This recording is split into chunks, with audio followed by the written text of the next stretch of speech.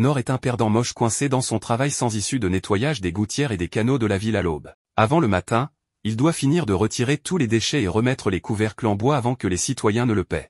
Après son travail du matin, il se dirige vers le chantier de construction en dehors de la ville, où il porte des sacs et effectue des travaux manuels toute la journée. Quand l'après-midi arrive, Nord entend quelqu'un crier à l'aide dans le donjon voisin. Il court rapidement pour aider et voit un groupe de chevaliers protégeant une fille attachée contre un énorme monstre vache. Il y a 15 ans, au nord-ouest du royaume de Clay, Nord est encore un garçon normal faisant des corvées à la maison. Il entretient le feu, fait bouillir de l'eau chaude et prépare du thé chaud pour sa mère malade. Ensuite, il doit aller au champ et s'occuper de leur troupeau de chèvres. Il promet à sa mère de ne pas aller au-delà du rocher qui borde leur terrain, et aussi de ramener un lapin sauvage pour le dîner. Avant de partir, sa mère essuie la suie sur le visage de Nord et s'excuse de lui être un fardeau. Tout ce qu'elle souhaite, c'est que Nord vive la vie qu'il veut. Plus tard cette nuit-là, Nord prépare leur soupe de lapin pour le dîner, mais quand il apporte un bol pour sa mère, elle est déjà décédée. Il enterre sa mère à côté de son père, et la vie de Nord vivant seul commence.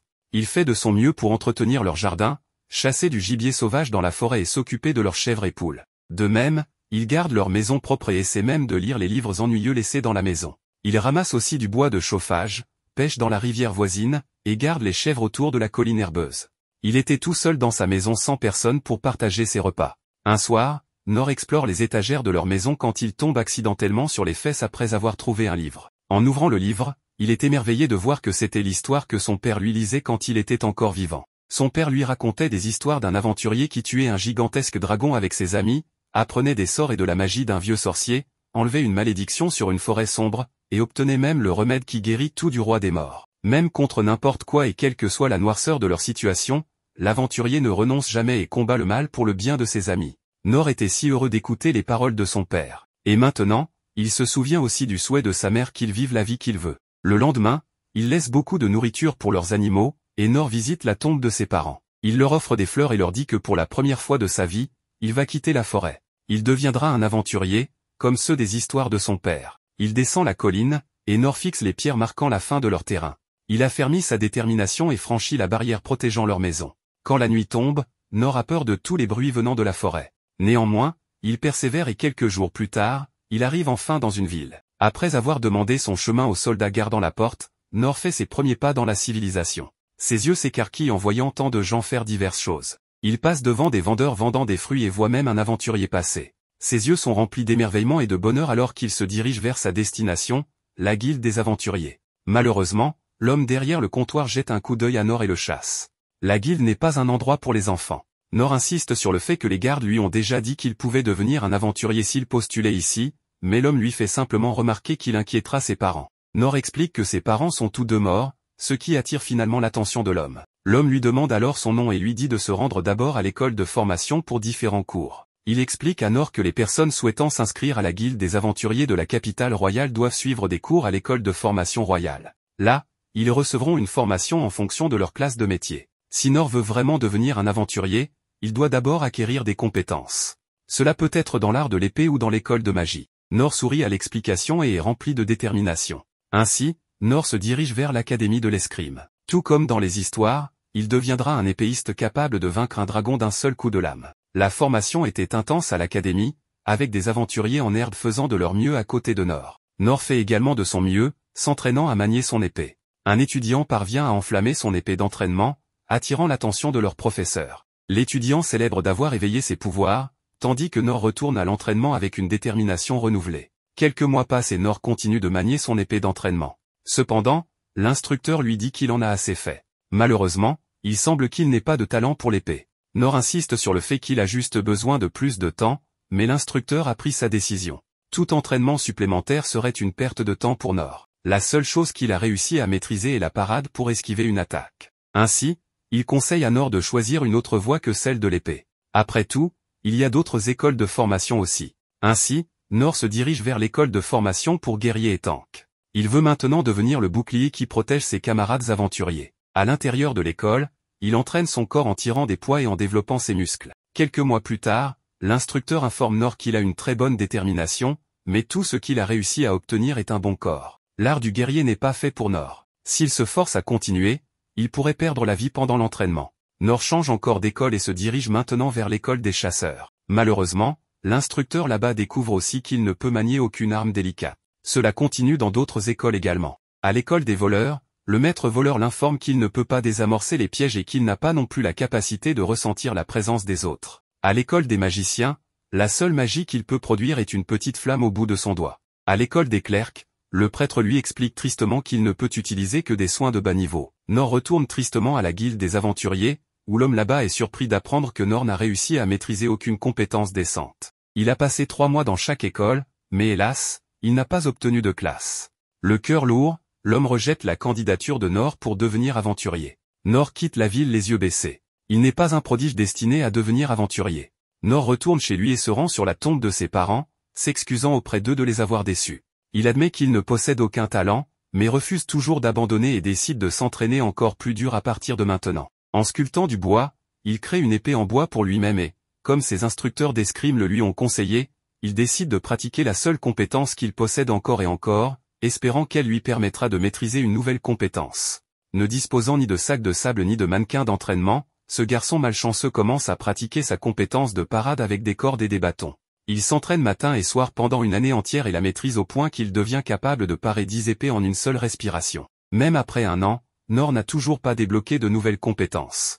Mais il garde de grands espoirs car il devient de plus en plus habile à parer et continue à s'entraîner cette unique compétence pendant les 3 années suivantes. Il a beaucoup grandi après ce saut dans le temps, et ses mannequins d'entraînement ont également changé. Ils ont pris la forme de beaucoup plus grandes épées maintenant et semblent plus organisés. Nord peut même parer 100 épées en une seule respiration maintenant, mais ce qui n'a pas changé, c'est son maigre ensemble de compétences. Il se rend compte que si cela continue ainsi, il ne pourra jamais devenir un aventurier. Mais le rêve de devenir le plus grand aventurier le maintient en vie. Comme il a entraîné la même compétence pendant plus de 4 ans, il a tellement de force innée qu'il peut même casser son épée simplement en la serrant avec ses mains nues. Il reprend espoir quand il remarque soudain qu'il peut guérir sa propre main pendant un moment, alors il continue à s'entraîner comme un champion pendant encore 10 ans. Après cette période, la compétence de parade de Nord devient si puissante qu'un seul coup de son épée peut faire trembler toute la forêt autour de lui. C'est grâce à son entraînement sans relâche pendant plus de 14 ans qu'il peut maintenant parer 1000 épées en bois à la fois. Mais il n'en est toujours pas satisfait parce que, malheureusement, il n'a pas réussi à débloquer de nouvelles compétences.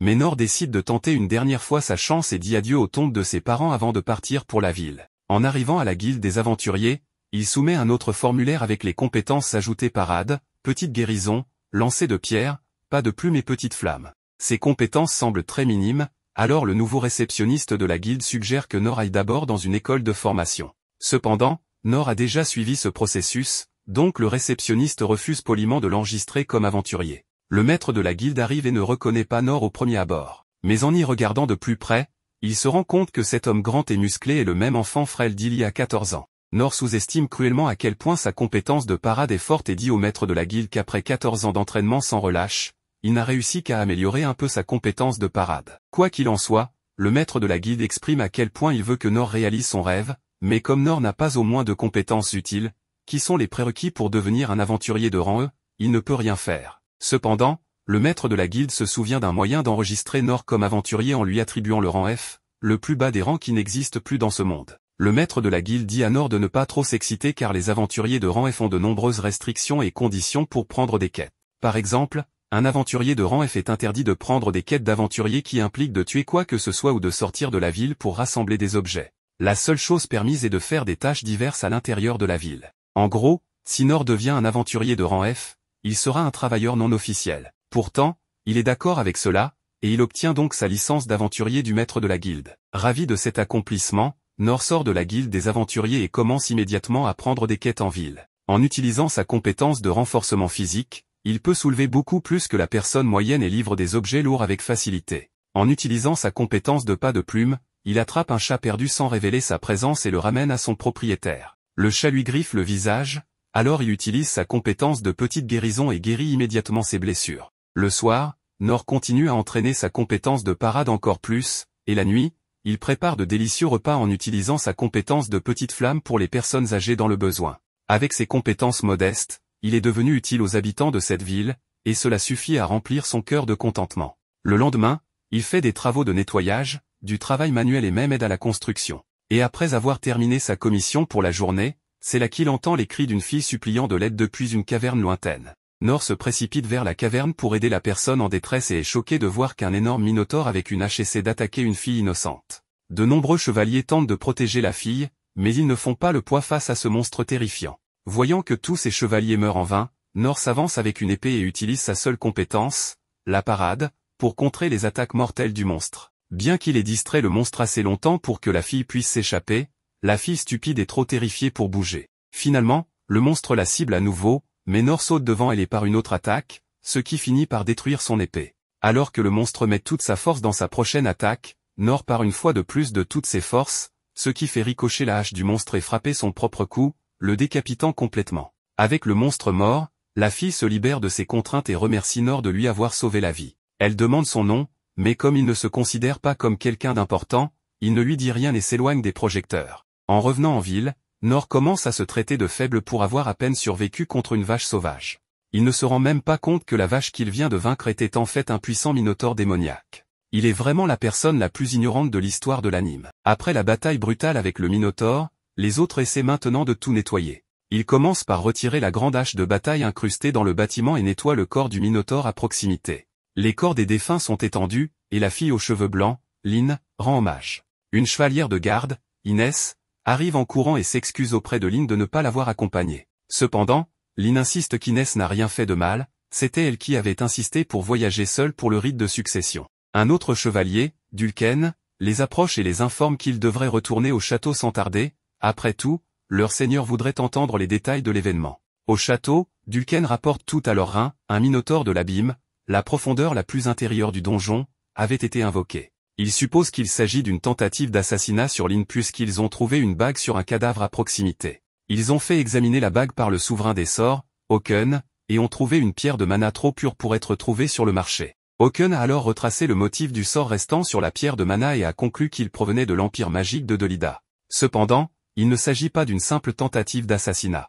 Ils ont également retenu la princesse et n'ont même pas caché les preuves, ce qui doit signifier que Dolida voulait déclencher une guerre. Leur rein suppose qu'ils doivent viser le donjon des perdus et les trésors qu'il contient. Quant au sauveur de Lynn, ils n'ont aucune information sur lui. Il a simplement tué le minotaure avec une épée simple puis a disparu comme un fantôme. Même leur groupe d'espions, la compagnie de l'ombre, n'a pas pu le suivre. Leur rein se demande qui pourrait bien être ce héros. Pendant ce temps, à la guilde, le maître de guilde est agréablement surpris de voir Nor. Nor se demande pourquoi, alors le maître de guilde explique comment un monstre est apparu à l'entrée du donjon et a causé beaucoup de chaos. Comme Nor travaillait sur le chantier de construction à proximité, le maître de guilde était inquiet quand Nor n'est pas venu après le travail. Nor admet qu'il est simplement rentré chez lui hier, car des gens suspects tentaient de le suivre. Quant à son apparence débraillée actuelle, il revient aussi de nettoyer les gouttières. Le maître de guilde est juste content que Nor n'ait pas croisé le monstre. Ils ont entendu dire que même des aventuriers de classe mourraient probablement contre lui. Nor est étonné d'apprendre que de tels monstres puissants existent dans ce monde. Il n'avait aucune idée qu'il parlait en fait du Minotaure,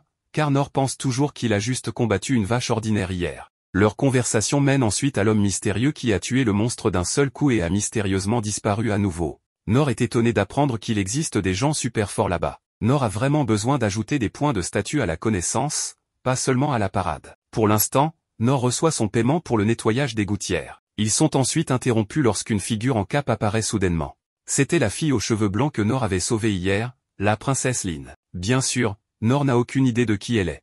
Lynn s'excuse d'avoir utilisé un sort de suivi sur Nor, ce qui fait penser à Nor qu'elle vient de l'académie des voleurs. Cependant, Lynn le corrige et dit qu'elle vient de la branche des magiciens, mais qu'elle étudie également dans les autres écoles. Nor est impressionné par elle, tandis que les autres personnes à la guilde commencent à reconnaître Lynn. Lynn le remarque et demande si elle peut parler à Nor en privé dehors. Avant qu'il ne puisse partir, le maître de guilde attrape Nor et lui demande ce qu'il a fait. Nor lui assure qu'il n'a rien fait de mal, mais Lynn propose même d'utiliser la magie d'insonorisation et de dissimulation pour les aider à partir. Nor n'a toujours aucune idée de qui est Lynn et demande au maître de guilde s'il doit la suivre. Le maître de guilde lui dit rapidement qu'il devrait, mais avertit Nor de ne rien faire qui pourrait l'offenser. Nor ne comprend pas pourquoi, mais il accepte. Dans les rues, les soldats cherchent toujours Nor, mais Nor et Lynn passent juste à côté d'eux grâce à la magie de dissimulation. Lorsqu'ils atteignent un endroit isolé, Lynn dissipe la magie et s'excuse à nouveau auprès de Nor. Elle voulait simplement lui montrer correctement sa gratitude pour lui avoir sauvé la vie. Non seulement il a sauvé sa vie, mais aussi celle de nombreux citoyens de leur royaume. Nor insiste qu'elle aurait probablement été bien sans lui, puisqu'elle possède de nombreuses compétences impressionnantes, mais Lynn soutient que sans lui, elle ne sait pas ce qui lui serait arrivé. Pour mettre fin à leur argument, Nor accepte finalement sa gratitude. Cependant, Lin veut maintenant montrer sa gratitude envers Nor. Elle lui offre toutes ses ressources et celles de sa famille pour l'aider. Nor refuse rapidement et lui dit que ses mots de gratitude suffisent. Cela surprend Lin, et elle insiste pour que son père veuille également remercier Nor en personne. Cependant, Nor décline toujours tout ce que Lin offre, que ce soit des terres ou une solution à n'importe quel problème de Nor. Nor est si doué pour esquiver qu'il esquive même tout ce qu'elle propose. Les larmes montent bientôt aux yeux de Lin, ce qui confond Nor. Lin proclame alors qu'elle ne bougera pas de l'endroit où elle se tient jusqu'à ce que Nor lui permette de le rembourser correctement. Cette fois, ces mots résonnent vraiment dans le cœur de Nor, car Nor avait utilisé ces mêmes mots lorsqu'il postulait pour les écoles de formation des aventuriers. N'ayant pas le choix, Nor pousse un soupir de résignation et accepte finalement de rencontrer le père de Lin. Cela rend Lin heureuse, mais Nor insiste également sur le fait qu'il n'acceptera aucune récompense excessive. Lin remet le sort de dissimulation sur eux et conduit Nor chez elle. Nor est étonné par la grandeur de la maison, mais Lin le fait passer rapidement devant les gardes. En marchant à l'intérieur, Lin demande à Nor son nom. Nor se présente et demande à Lin son nom en retour. Lin réalise qu'elle ne s'est toujours pas présentée, alors elle s'arrête et donne formellement son nom. En marchant dans le gigantesque couloir, Nor se demande comment cette jolie petite fille possède une si grande maison. Il continue de regarder autour et en conclut que Lin est une noble riche, ce qui explique pourquoi le maître de guilde lui a conseillé d'être poli avec elle. La chevalière royale Inès arrive alors et Lin court vers elle avec excitation, lui demandant si elle sait où est son père. Selon Inès, le père de Lin, le roi, se trouve dans la salle d'audience en train de parler au frère de Lin pour le moment. Inès devient méfiante envers cet homme d'âge moyen, au look peu attrayant, et demande à Lin si elle est prise en otage par lui. Lin explique à Inès que Nor est l'homme mystérieux qui l'a sauvé de l'attaque du Minotaure hier. Comprenant que Nor est ici pour recevoir sa récompense, Inès propose de montrer à tous les deux le chemin vers les appartements du roi. Nor, de son côté, qui n'a aucune idée de la position d'Inès, suppose qu'elle est la servante de Lin, pensant qu'elle s'occupe du linge et des tâches ménagères ici. Il se demande pourquoi elle porte une tenue aussi lourde. Les trois continuent de marcher ensemble quand, soudain, Nor remarque qu'un homme roux est assis près d'une fenêtre. L'homme roux, nommé Gilbert, utilise un sort et attaque même Nor, lui demandant comment un perdant aussi moche que lui a obtenu la permission d'entrer ici. Avant que les choses n'escaladent, Inès clarifie à Gilbert que Nor est l'invité de Dame Lin, ce qui fait réaliser à Gilbert que Nor est l'homme mystérieux qui a terrassé le Minotaure hier. Inès chuchote à Gilbert de se joindre à eux, car elle se méfie de Nor et de ce qu'il pourrait faire s'il est seul avec leur précieuse princesse. Gilbert se joint donc également au groupe d'escorte et ils se dirigent tous ensemble vers la salle du trône. Pendant ce temps, le roi Clay apprend par le frère de Lin que l'empire de Delida est derrière l'attaque contre Lin. Apparemment, ce royaume et l'empire de Delida ont un traité de non-agression, et le roi Clay se demande pourquoi ils essaient soudainement de rompre ce traité. Lors d'une réunion antérieure avec l'empereur de l'empire de Delida, l'empereur a clairement exprimé son désir d'obtenir les droits sur le donjon de ces royaumes à cause des trésors qui s'y trouvent. L'empereur voulait également le soutien militaire de l'armée du roi Clay, affirmant que les deux parties en bénéficieraient si Clay se conformait, puisqu'il n'y aurait pas de guerre. Clay explique clairement qu'il ne veut pas céder son pays à un empereur avide, il décide donc avec son fils Rhin de s'opposer à l'empire de Delida. Lin entre dans la salle et est ravie de voir son père. Elle et les chevaliers montrent un respect approprié à leur roi, mais Nor, qui n'a aucune idée de qui est le roi Clay, s'approche de lui de manière décontractée. Rhin remarque que Lin porte le manteau de l'ermite, il lui demande donc pourquoi elle l'a pris sans permission. Lin explique qu'elle l'a fait pour dissimuler son identité alors qu'elle cherchait son sauveur à l'extérieur. En parlant de cela, elle présente son sauveur, Nor, au roi, qui descend pour le remercier personnellement d'être venu les voir. Nor s'excuse immédiatement auprès du roi Clay de ne pas connaître les manières appropriées pour parler aux nobles et s'excuse à l'avance s'il fait quelque chose de grossier par accident.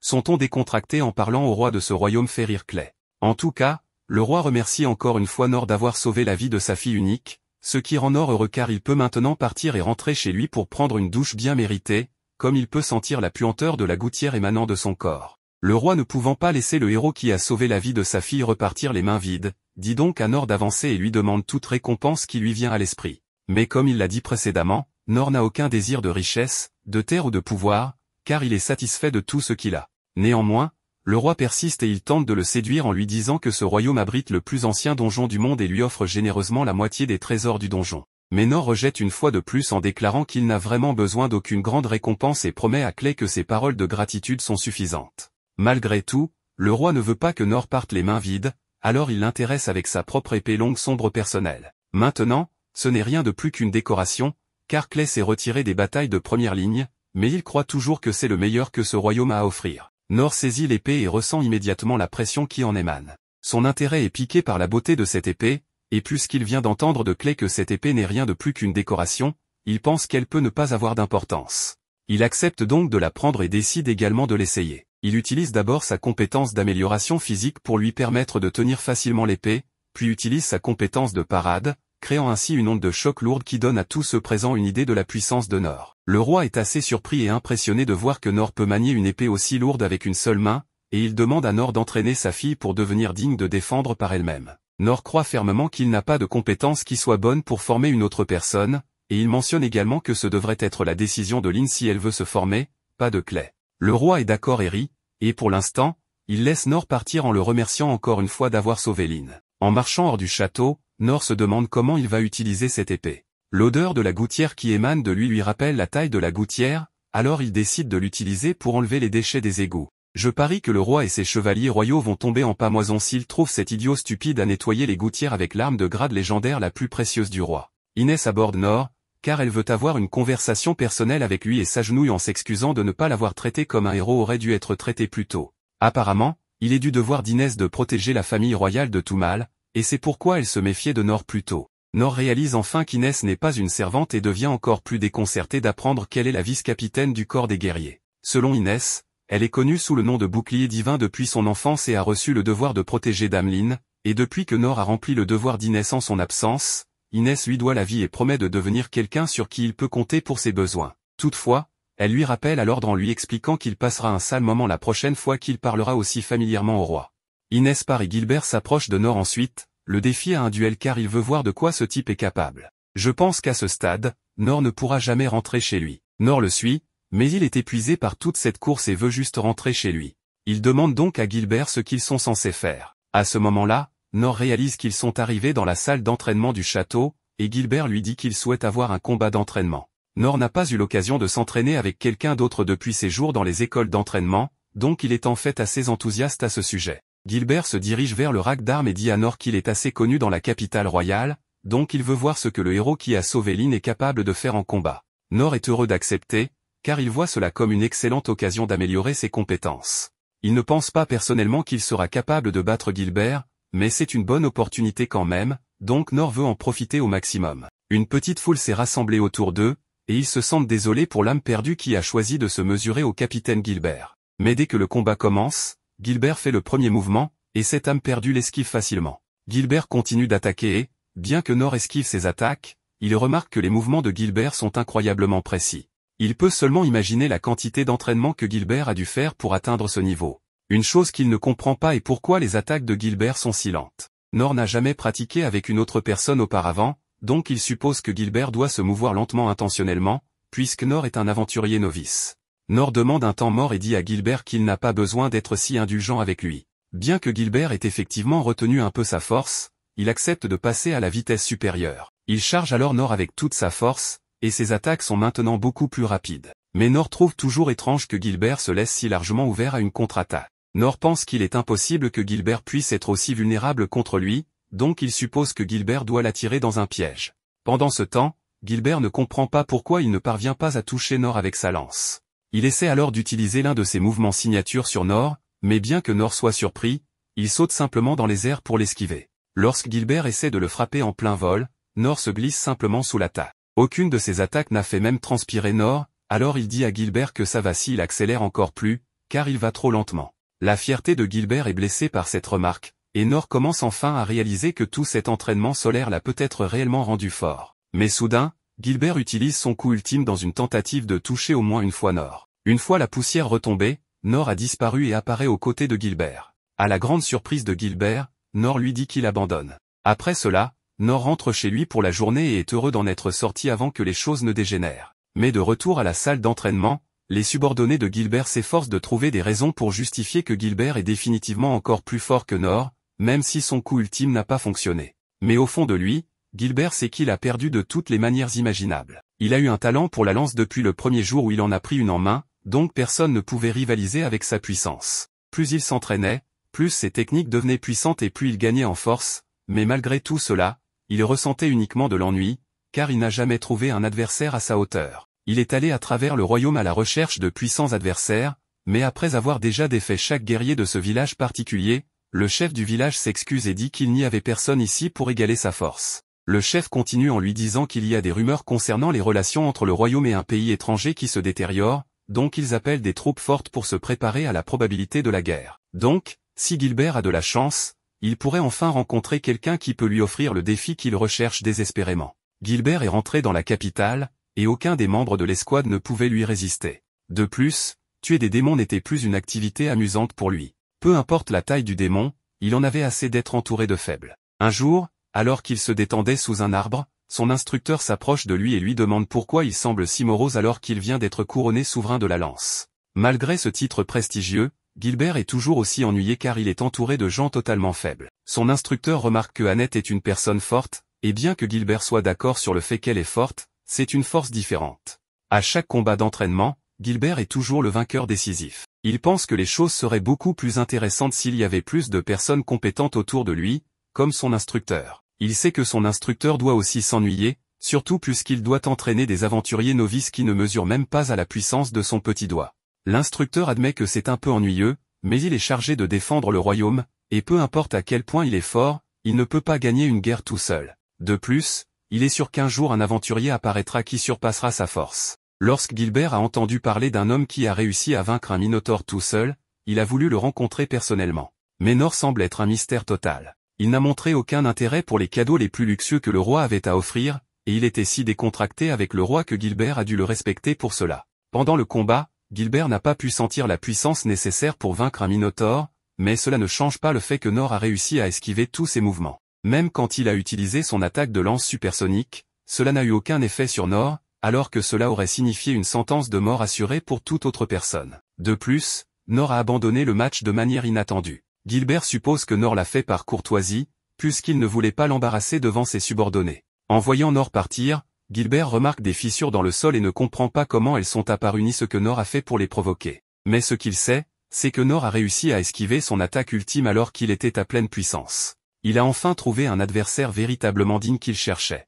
En rentrant chez lui, Nor pense à quel point il était naïf de penser qu'il était fort. Lorsque Gilbert a utilisé son attaque ultime, même après que Nor ait utilisé ses capacités d'amélioration physique et de pas de plume, il a à peine réussi à éviter le coup. Gilbert devait probablement retenir juste assez pour prouver un point, car il est impensable qu'il utilise un coup létal dans un combat d'entraînement. Nor est reconnaissant envers Gilbert pour lui rappeler qu'il est encore faible, donc il va s'entraîner encore plus dur à partir de maintenant. Le lendemain matin, Nor est occupé avec son travail habituel de nettoyage de gouttières, utilisant l'épée légendaire pour le faire. Il est choqué par l'efficacité de l'épée, car les gouttières n'ont jamais été aussi propres. Et grâce à la durabilité de l'épée, elle n'a même pas été légèrement rayée après tout ce que Nor a fait avec. Cependant, une fois qu'il a terminé le nettoyage des gouttières, il n'a rien à faire, car son travail de construction a été mis en attente en raison de l'incident dans le donjon. Comme il n'est autorisé qu'à accepter des missions de rang F, s'il n'y a plus de travail dans la capitale royale, il pourrait avoir des jours entiers sans rien faire. Nor ne veut pas que cela arrive,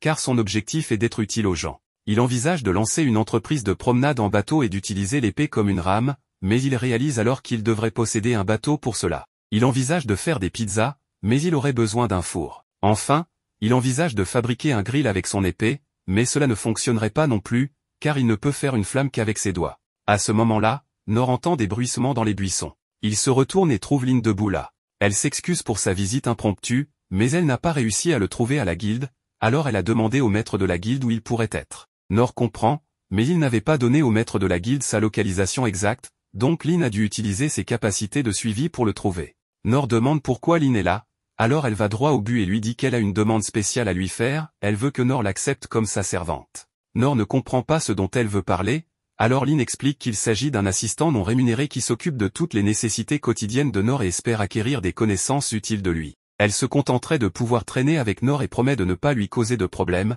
mais Nor refuse toujours. Elle demande si elle a fait quelque chose pour l'offenser ou si elle pense qu'il est peu fiable, mais Nor lui dit que ce n'est pas le cas. Elle essaie de le rassurer en disant qu'elle peut être utile, car elle a obtenu les meilleures notes dans les 6 écoles de formation, mais sa compétence n'est pas le problème ici. Il n'a tout simplement rien à lui enseigner et n'a pas besoin de son aide pour son travail, car il est parfaitement capable de le faire tout seul. Lynn essaie d'offrir à Nor un énorme salaire s'il accepte d'être son instructeur, mais il ne se soucie toujours pas de l'argent. Lynn propose alors de le laisser utiliser ses services pour ce qu'il veut, mais Nor la refuse à nouveau. Il n'a vraiment rien à faire à Lynn, mais elle reste insistante et veut lui prouver qu'elle peut être utile. Elle sort alors sa baguette et dit qu'elle va démontrer sa compétence. Elle lance un sort de glace pour tirer plusieurs pics de glace sur elle-même, mais avant d'être touchée, elle utilise un sort de feu pour les détruire. Elle dit à Nor que c'est le niveau le plus élevé de magie qu'elle peut utiliser et, en plus de cela, elle a également appris la compétence secrète de la classe voleur appelée sabre brumeux. Elle l'a apprise directement du maître Karou et elle est suffisamment puissante pour abattre un arbre d'un seul coup. Ensuite, elle veut montrer à Nor ses compétences en épée, alors elle envoie une entaille divine directement vers Nor, mais il esquive sans effort. Les dégâts causés à l'arbre prouvent la puissance du coup, et il inflige même des dégâts supplémentaires contre les monstres morts-vivants. Elle est sur le point de lui montrer d'autres compétences, mais Nor lui dit qu'il a vu assez. Lin pense que cela signifie qu'il est prêt à l'accepter comme sa servante, mais Nor refuse encore sa demande. Nor réalise que Lin doit penser qu'il est quelqu'un qui vaut la peine d'être étudié, mais après avoir vu tout ce dont elle est capable, Nor se sent honnêtement inférieur à elle. Il essaie de lui dire encore une fois qu'il n'a rien à lui enseigner, mais Lin interprète cela comme s'il pensait qu'elle est trop faible pour devenir son élève. Elle affirme que son pouvoir a été reconnu par tous les 6 souverains et assure qu'elle peut être utile à Nor d'une manière ou d'une autre si elle le rejoint. Le point de Nor n'est toujours pas compris, alors il dit à Lin qu'elle possède de nombreuses compétences impressionnantes, alors elle lui montre la limite actuelle de ses compétences. Lin est laissée sans voix et laisse Nor tranquille pour aujourd'hui. Mais en rentrant chez elle, elle se souvient de l'histoire d'un garçon sans talent qui a traversé toutes les 6 écoles de formation. Les gens pensaient souvent que ce n'était rien de plus qu'une légende fabriquée, puisque la plupart des adultes s'effondreraient sous la pression du programme de formation rigoureux dans une école, sans parler de compléter les cours dans les 6 écoles. Lin avait aussi pensé que c'était une histoire fausse, mais elle a réellement rencontré cette personne lorsqu'elle l'a sauvée d'une mort certaine. Oken lui avait montré quelque chose d'intéressant à propos du sort de base flamme minuscule. Bien que la flamme créée soit généralement aussi petite qu'un point, avec suffisamment de pratique, on peut faire grandir légèrement la flamme. Cela n'avait aucune utilité pratique pour lui, mais il était en vie depuis 200 ans à ce moment-là, donc pratiquer la flamme minuscule était devenu un passe-temps pour lui. Lin avait fait plusieurs tentatives pour agrandir sa flamme minuscule, mais peu importe ce qu'elle faisait, elle ne grandissait pas du tout. C'est quelque chose qui nécessite une dévotion inflexible sur une longue période, ce qui explique pourquoi elle a été si choquée lorsque Nor a réussi à créer une flamme minuscule massive,